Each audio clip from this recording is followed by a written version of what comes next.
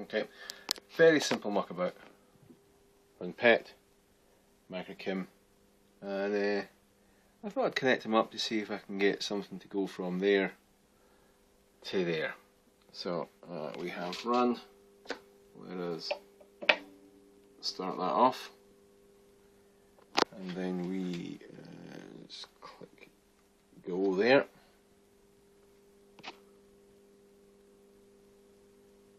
There you go.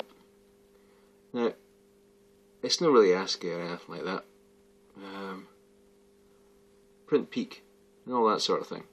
But, you know, an initial success, I suppose. Kinda. Very basic. Very basic indeed. Kinda works though. Hey ho.